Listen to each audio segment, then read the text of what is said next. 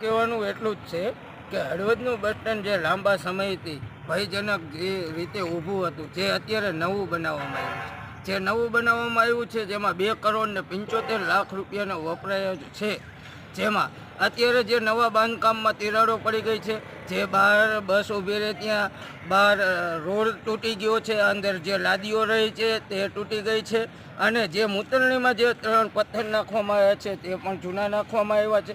એ ઉપરાંત જે માલ સામાન છે જેનો ઉપયોગ જેટલો કરવાનો હોય એટલો ઉપયોગ કરેલ નથી, અને જે માલ સામાન છે તે બારોબાર મારી નજર સામે ઘણા બધા વેચી દીધું છે.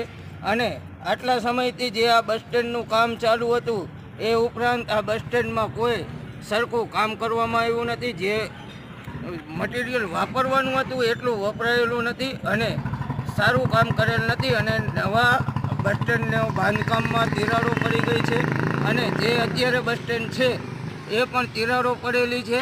અને જે આ 2.5 કરોડ રૂપિયાનો ખર્ચ થયો તે કઈ રીતે અને કેવી રીતે વપરાણો એ અમને જણાવશો પ્લીઝ. જય ભારત. કઈ જગ્યાનું બસ સ્ટેન્ડ છે? Halvad bus stand.